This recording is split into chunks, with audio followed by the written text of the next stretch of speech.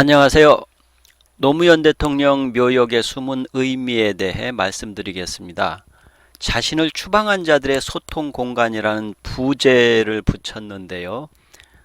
이것이 노무현 대통령 묘역의 의미를 함축하는 말이라고 생각합니다. 자신을 추방한 자들의 소통 공간. 이게 무슨 소리일까요?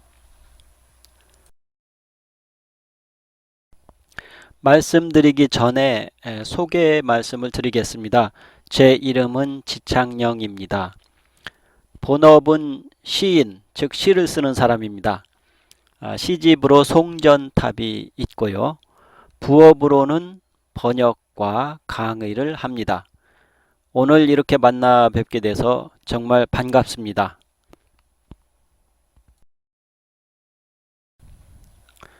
묘역에 들어서면 이런 모습을 흔히 볼 수 있습니다. 멀리 사자바위가 보이고 있죠. 묘역에는 많은 사람들이 자유롭게 이리저리 돌아다니면서 서로 이야기도 나누고 노무현 대통령에 대한 회고를 하기도 하고 발밑에 새겨진 박석의 문구를 음미하기도 합니다.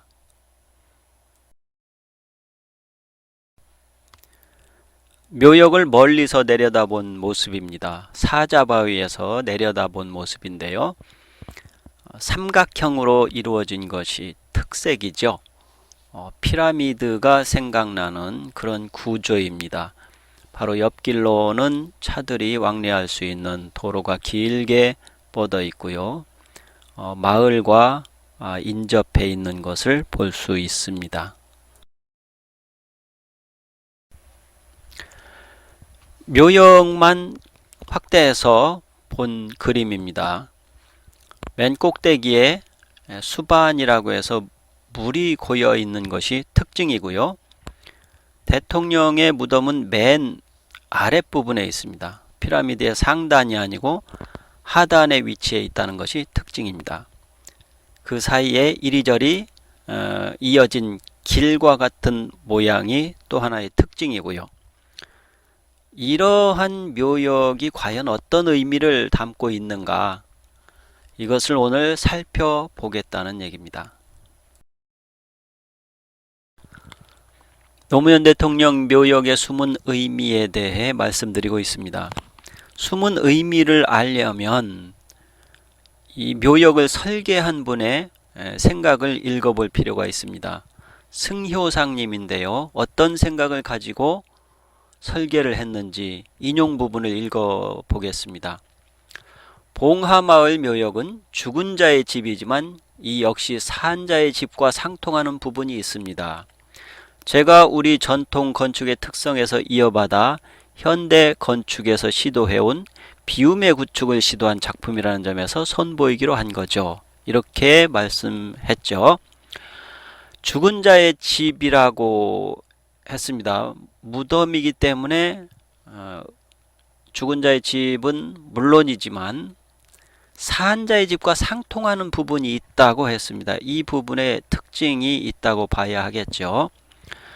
산 자의 집, 죽은 자의 집일 뿐만 아니라 산 자의 집이라고 했습니다.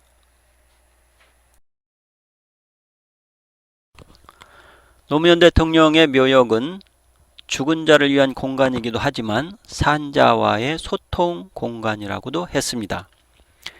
묘역을 설계한 승효상님의 컨셉을 한번 살펴보겠습니다.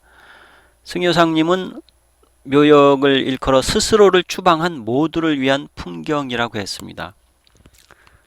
스스로를 추방했다는 것, 이게 무슨 의미인지 살펴보도록 하겠습니다. 그것은 지식인이라는 한마디 단어로 요약할 수 있을 것입니다. 에드워드 사이드는 권력과 지성인이라는 책에서 지식인을 이렇게 규정했습니다. 지식인인 한 스스로 경계 밖으로 추방하여 관습적인 논리에 반응하지 않고 모험적 용기의 대담성에 변화를 재현하는 것에 가만히 서 있는 것이 아니라 움직이는 것에 반응하는 자여야 한다. 번역 투라서 약간 어색하기는 합니다만 그 의미는 알 수 있을 것입니다. 지식인은 스스로 경계 밖으로 추방하는 자라는 얘기입니다. 울타리 안에만 안주하는 것이 아니고 자꾸 그 밖으로 나가서 무언가를 살펴보고 무언가를 배우고 얻는 자라는 얘기입니다. 관습적인 논리에 갇혀 있지 않은 자라는 얘기입니다. 관습을 타파하고 깨고 새로운 것을 찾아내는 그런 것이 바로 지식인이라는 얘기죠. 모험적 용기의 대담성도 가지고 있는 것이 바로 지식인이고요. 변화를 재현하는 것을 두려워하지 않고 적극적으로 반응하는 자가 지식인이라는 얘기입니다. 노무현은 바로 그러한 지식인의 삶에 딱 들어맞는 삶을 사셨던 분이죠. 우선 어떻게를 따지는 것이 아니라 왜를 따졌던 분입니다. 대통령도 어떻게 될 것인가에 방점을 두게 되면 모든 수단과 방법을 다 동원해서 대통령 되기에 혈안이 되는 그런 인간상이 떠오를 것입니다. 그러나 노무현은 왜를 따졌죠. 왜 대통령이 되어야 하나? 대통령이 되어서 무엇을 할 것인가? 그 의미를 따졌기 때문에 대통령이 되고 나서도 올바른 대통령 노릇을 하고자 노력을 했던 그런 분입니다. 그래서 정치인으로서는 대단히 낯선 존재죠.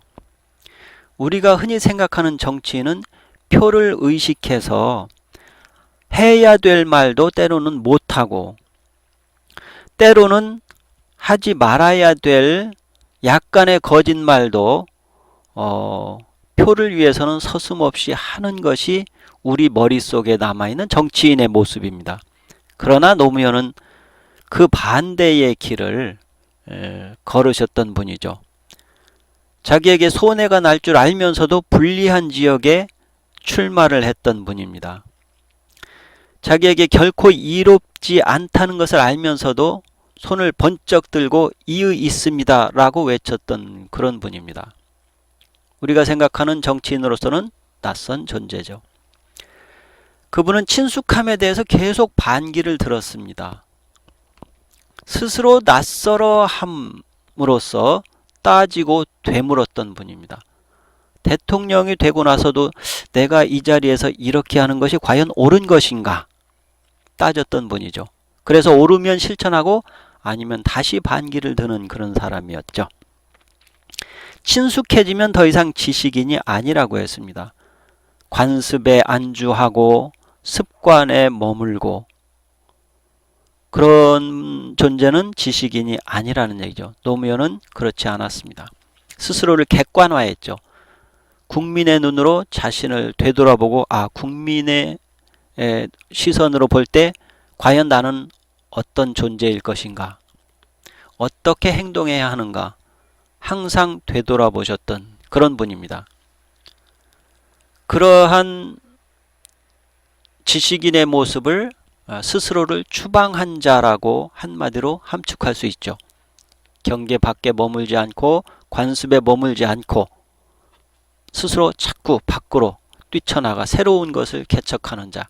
그래서 스스로를 추방한 자라고 했습니다.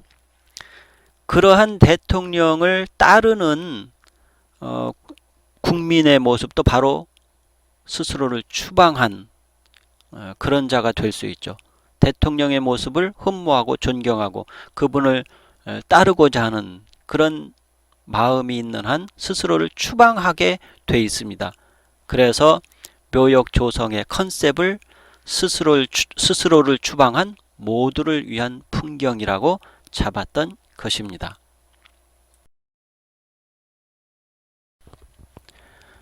대통령의 묘역은 또한 열려있는 소박한 공간이기도 합니다. 집 가까운 곳에 아주 작은 비석 하나만 남겨라. 유언에서 이렇게 말씀을 남기셨죠. 그러나 남아있는 사람들의 마음은 또 그렇지 않은 것입니다. 아주 작은 비석 하나만 남기기에는 너무나 아쉽고 너무 서운한 것이죠. 자, 그래서 어떻게 만들었는지 한번 보겠습니다. 면적이 3206제곱미터고요. 길이가 100m입니다. 자, 그런데 묘 자체는 불과 5평이에요. 16제곱미터에 불과합니다. 아주 작게 만들었죠. 그러나 전체 면적은 아까 보셨듯이 큽니다. 그러면 대통령의 유언을 지킨 것이죠. 묘를 작게 만들었기 때문에. 그런데 3206제곱미터의 공간은 결코 작다고 할 수 없죠. 그런데 그것은 살아있는 우리들을 위한 공간이라고 했습니다. 그러니까 대통령의 말씀은 지켜드린 거예요. 그러면서 넓게 만들어서 남아있는 사람들의 서운함도 해소할 수 있었습니다. 어떻게 보면 일종의 꼼수죠. 아주 지혜로운 방법입니다. 전 문화재 청장이셨던 유홍준님은 노무현 대통령의 묘역을 이렇게 표현을 했습니다. 검이 불루, 화이 불치. 검소하지만 누추해 보이지 않고 화려하지만 사치스럽지 않다고 했습니다. 이 공간에는 비움의 구축의 철학이 깃들어 있습니다. 묘역 설계자인 승효상님이 즐겨 쓰는 표현이죠. 비움의 구축. 일부 공간을 비워내면서 내부와 외부를 유기적으로 연결하는 공간으로 꾸민 것입니다. 뭘 채우고 세우고 그렇게 하지 않고 비워둔 채로 남겨둠으로써 그것이 오히려 소통의 공간으로 작용하도록 했다는 거죠. 묘역은 넓지만 묘 자체는 최소화했습니다. 그리고 주변 자연 경관과 조화를 이루며 하나가 되도록 만들었습니다. 그래서 전체적으로는 열려있는 공간이고 소박한 공간이 되는 것입니다. 묘역은 또한 사람 사는 세상을 형상화한 그런 구조로 되어 있습니다. 문재인 대표님의 표현을 한번 보죠. 멀리 위에서 보면 묘역 속에 길과 마당, 집이 있는 마을의 모습이다. 대통령이 추구한 사람 사는 세상을 형상화한 것이다. 이렇게 했습니다. 위에서 이렇게 내려다보면 길과 마당, 집 이런 것이 서로 연결되어 있는 하나의 마을처럼 보인다는 얘기입니다. 사람 사는 세상을 그렇게 형상화했다는 것입니다. 이목상 화백의 이야기를 또 들어보겠습니다. 마을 골목길이 뻗어나가는 모양에 대해서 이렇게 얘기했습니다. 세상을 떠난 대통령이 외롭지 않게 동네 사람들과 함께 있기를 바라는 마음으로 이렇게 설계했다고 했습니다. 대통령은 비록 가셨지만 그분의 정신, 그분의 뜻, 사람 사는 세상이 우리에게 아직 남아져 있으면서 이 묘역에도 그 정신이 깃들어 있는 것입니다. 그래서 그 정신을, 사람 사는 세상의 정신을 항상 되새기고 여기에서 음미하고 또한 다짐하고 하는 자리가 되는 것입니다. 대통령의 뜻 그리고 남아있는 우리의 뜻을 다시 한번 확인하는 자리가 되고요. 다시 한번 소통하는 그런 자리, 다시 한번 결의하는 그런 자리가 되겠습니다. 그래서 사람 사는 세상은 이 피라미드 안에 이렇게 구현이 돼 있다 생각하면 되겠습니다. 모양이 삼각형이기 때문에 이 피라미드를 자꾸 연상하게 되는데요. 이 세상에 우리가 알고 있는 피라미드와는 그 의미가 사뭇 다릅니다. 이 노무현 대통령 묘역의 피라미드 모습은 섬기는 지도자의 모습으로 형상화되어 있습니다. 이 의미를 조금 더 깊이 알기 위해서는 기존에 우리가 알고 있는 피라미드와 비교를 해봐야 할 것입니다.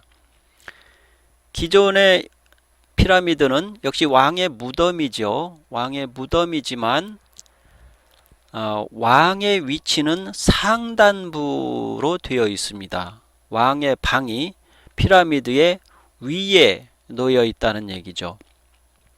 그리고 참배하는 자는 감히 그 묘역에 들어갈 수가 없습니다. 거대한 피라미드 아래에서 그 높은 곳을 올려다보고 우러러보는 것이 전부입니다. 폐쇄된 공간이죠. 소통할 수 없는 공간입니다. 그저 바라보는 그 압도적인 모습에 위압당하는 그런 구조가 기존에 우리가 보아온 피라미드입니다. 제왕은 위에 있죠. 꼭지점에 수렴하는 그런 모양입니다.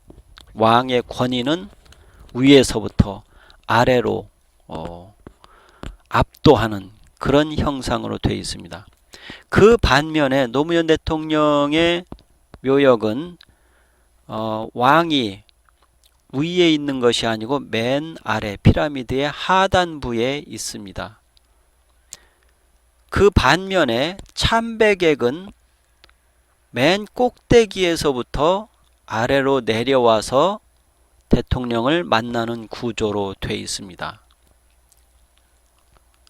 전혀 반대의 모습이죠. 기존의 피라미드와 대통령 묘역의 피라미드는 위로부터 내려가는 겸손의 미덕이 배어 있고요. 꼭지점에서 시작돼서 점점 넓어지는 구조로 되어 있습니다. 그리고 폐쇄된 구조가 아니라 자유롭게 드나드는 열린 광장의 모습으로 되어 있습니다. 열린 지도자, 소통하는 지도자, 그리고 맨 아래에 위치하는 그런 겸손한 지도자의 모습이 그대로 묘역에 반영이 되어 있다고 봐야 하겠습니다. 1달러짜리 지폐에는 역시 피라미드가 새겨져 있습니다. 이 피라미드에는 상층부에 눈이 빛나고 있습니다.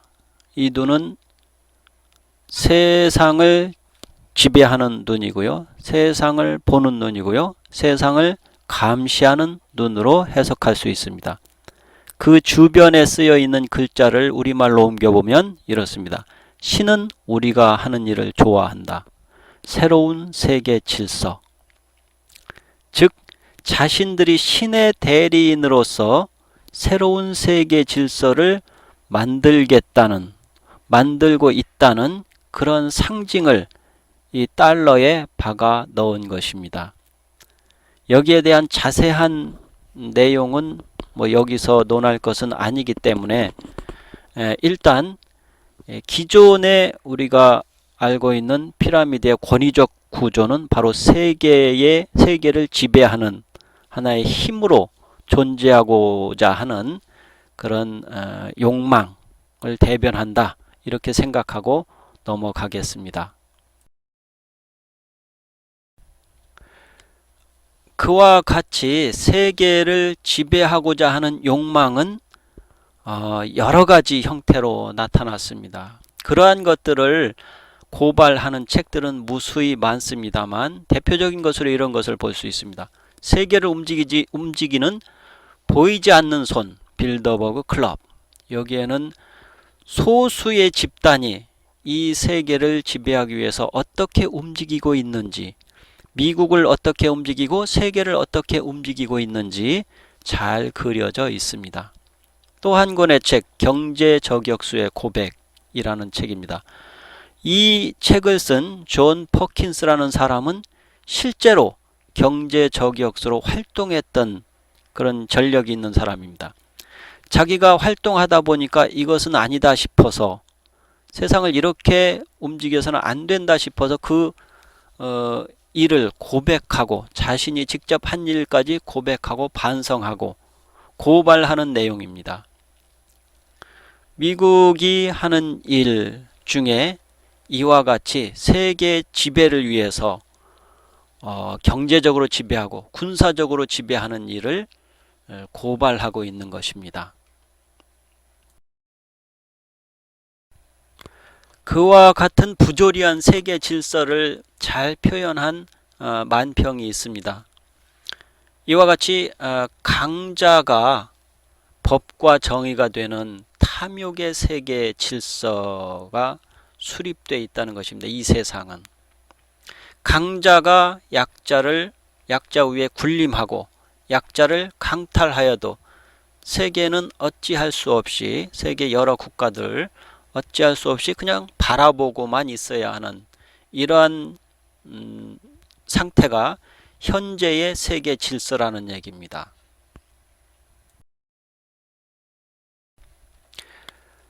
그러나 노무현 대통령은 전혀 다른 삶을 살았습니다. 대통령이 되어서도 한 나라의 가장 높은 자리에 있으면서도 겸손의 미덕을 보였습니다.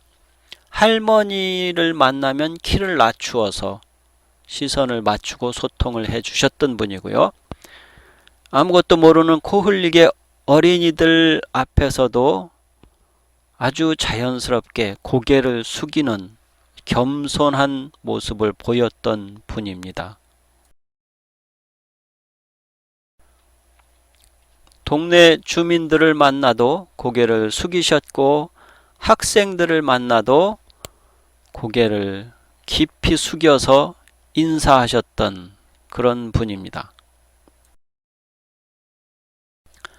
그러나 나라를 대표해서 외국 정상을 만날 때는 당당하고 자신감이 넘쳤던 분입니다.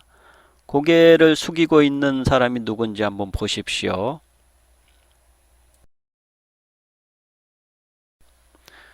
러시아의 블라디미르 푸틴입니다. 당시 국무장관, 미국 국무장관이었던 콘돌리사 라이스를 바라보는 눈빛을 한번 보십시오. 아주 강렬합니다. 부시를 쳐다보는 그 눈. 둘이 눈싸움하고 있는데 누가 이길까요? 그 밑에도 마찬가지입니다. 어느 정상을 만나든지 아주 강렬한 인상으로 상대를 압도하던 그런 분입니다. 푸틴이 노무현 대통령을 만났을 때 이 표정을 보십시오. 아주 순한 양이 되어 있습니다. 화기애애한 분위기입니다. 노무현 대통령은 미국 대통령과의 만남에서도 당당하고 자신감 있게 대화도 하고 의견을 피력했습니다. 오히려 여기에 부담을 느낀 것은 부시였습니다. 노무현 대통령을 바라보는 부시의 눈길을 한번 보시고 고개 숙인 부시를 바라보는 노무현 대통령의 자신감 넘치는 표정을 한번 비교를 해 보십시오. 2007년 에이펙 정상회담의 장면입니다. 부시는 해야 할 말을 자꾸 감추고 있었고요. 노무현 대통령은 이 말을 밝히고자, 이끌어내고자 기자들 앞에서 계속 질문하고 대답을 촉구했던 그 장면입니다. 그러나 부시는 끝까지 입을 다물었죠. 여기에 대해서는 별도로 기회가 있을 때 자세히 말씀드리도록 하겠습니다. 노무현 대통령은 이렇게 세계의 정상들을 만나서 당당하고 자신감 있게 대한민국을 대변했던 그런 지도자입니다. 묘역을 참배할 때 맨 먼저 만나는 것이 피라미드의 꼭지점에 있는 수반입니다. 수반은 바로 참배의 시작점인 것이죠. 참배 전에 자신을 물에 비추어 보고, 즉 마음을 비추어 보는 거울이라고 볼 수 있습니다. 물은 투명하기 때문에 숨기는 것이 없는 투명성을 상징합니다. 물은 또한 만물의 근원이기도 합니다. 만물의 시작이 바로 물에서 시작되었다는 점을 생각할 때 모든 것의 출발점 또한 참배의 시작점이기도 합니다.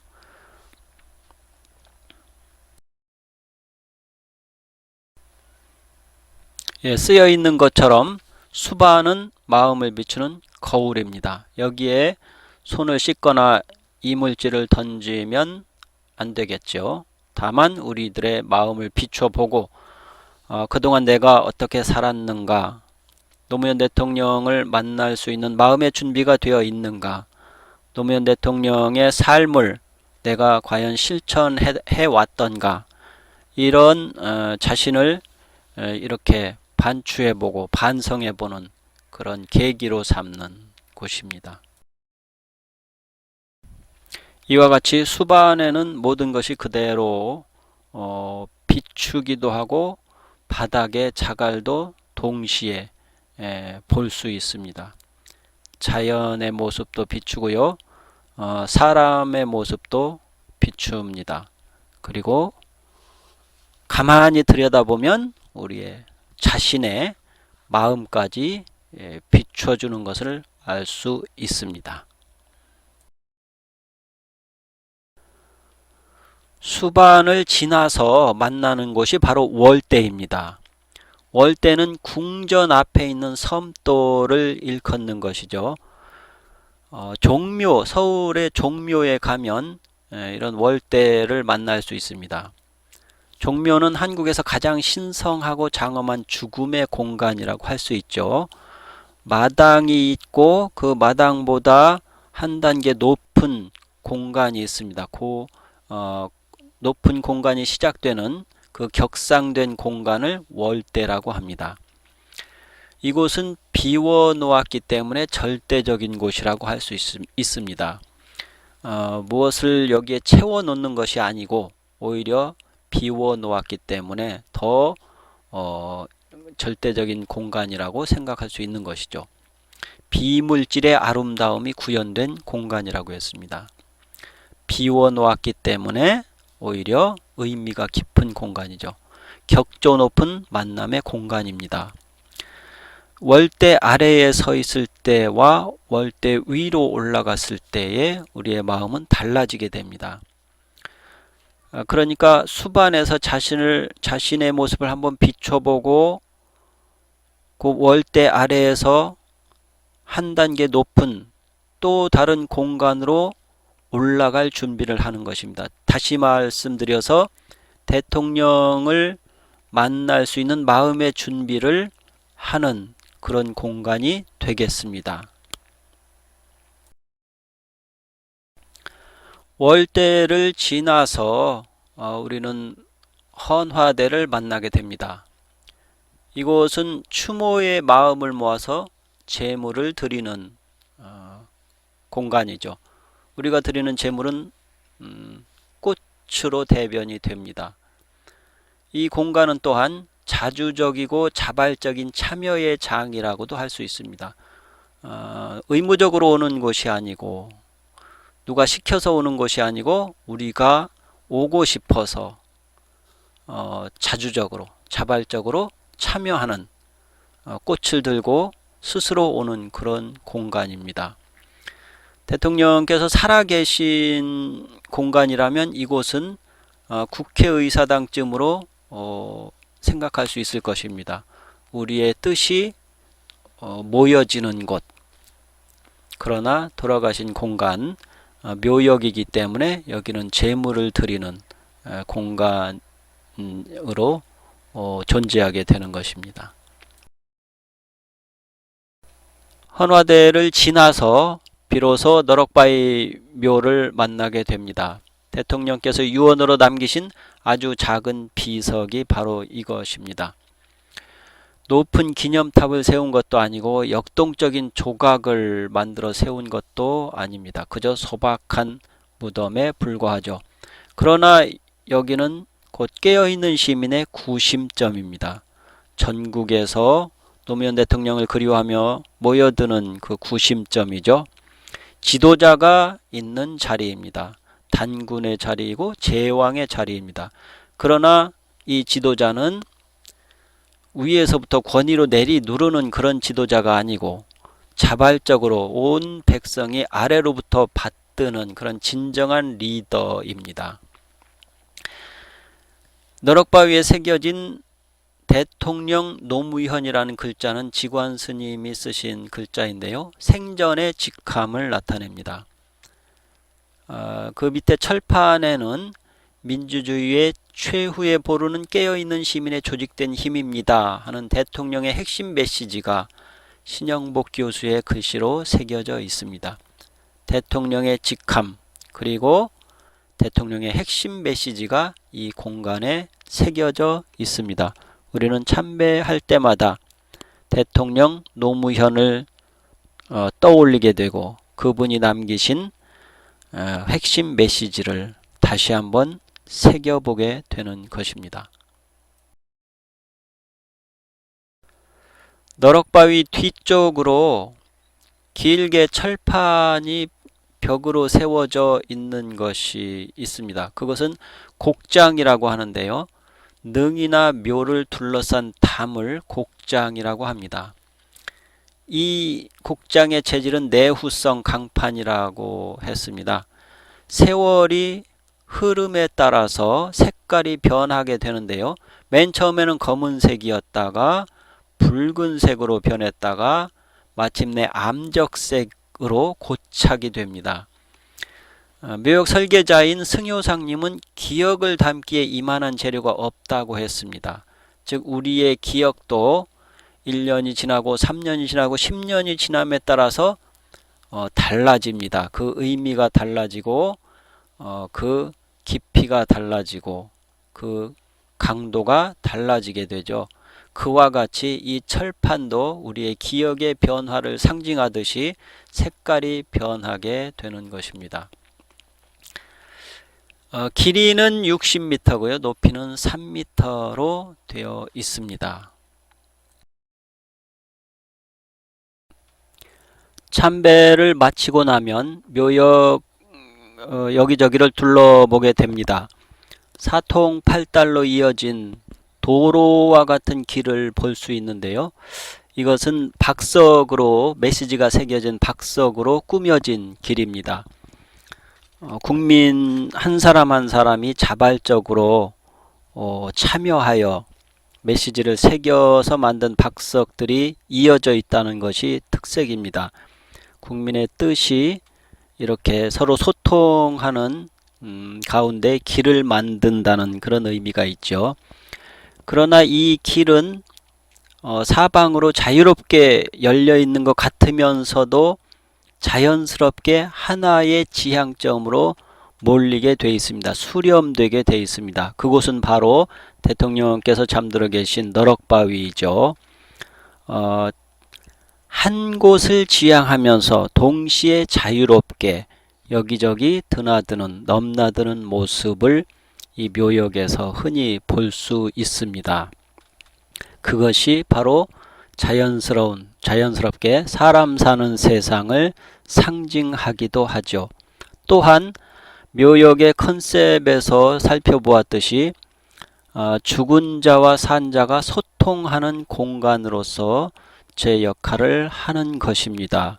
대통령의 남기신 뜻, 유지를 우리는 생각하고 살아서 어떻게 살아있는 우리가 어떻게 그것을 실천해 나갈 것인가를 생각하고 고민하게 됩니다. 그래서 이 묘역은 죽은 자와 산 자가 소통하는 공간이 되는 것이고요. 끝없이 자신을 추방시키는 지식인의 자신을 반추하는 그런 공간이기도 합니다.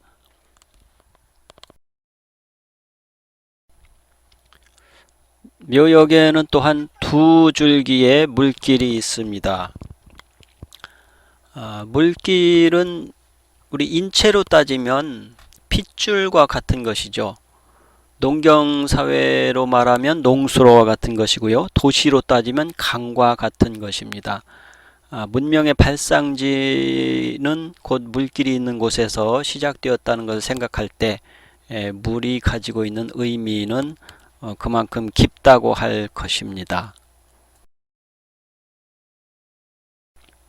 박석에는 우리의 염원이 새겨져 있습니다. 추모 박석이 15,000개 정도 되고요. 메시지를 새기지 않은 자연 박석이 23,000개 깔려 있습니다. 이 묘역 전체가 자발적인 표현의 공간이고요. 사색의 공간이고 철학의 공간인 것을 알 수 있을 것입니다.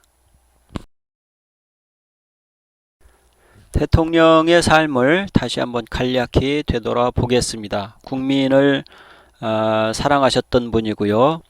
특히 군인, 젊은이들, 어린아이들을 자식처럼 돌보셨던 그런 분입니다. 대통령의 자리에서도 호화로운 생활을 하지 못하시고 항상 국가를 위해서 열심을 다하셨던 분, 본인의 안위보다는 국가를 위해서 책임을 다하려고 최대한 노력하셨던 분입니다. 맨바닥에 그대로 주저앉기를 주저하지 않으셨던 분, 자연스럽게 행동하셨던 분, 한 인간으로서 소탈한 모습을 지니셨던 분, 가장 낮은 자리로 내려올 줄 아는 그런 지도자이셨습니다. 가장 높은 자리에서도 국민을 섬기려 했던 지도자, 우리 노무현 대통령이 잠들어 있는 묘역은 이와 같이 특별한 의미를 지니고 있습니다. 사람 사는 세상을 형상화한 모습, 그 안에 가장 낮은 자리에 잠들어 계신 대통령님, 그분을 뵈러 우리는 피라미드의 맨 꼭대기에서부터 아래로 내려옵니다. 아래로 내려와야만 뵐 수 있는 우리의 지도자, 영원한 지도자의 모습입니다. 이 묘역은 죽은 자와 산 자가 이렇게 어우러지는 공간이고요. 삶과 죽음을 초월하여 우리의 이상을 실현해 나가자는 그런 의지를 새롭게 다지고 결의하는 그런 공간이 되겠습니다. 감사합니다.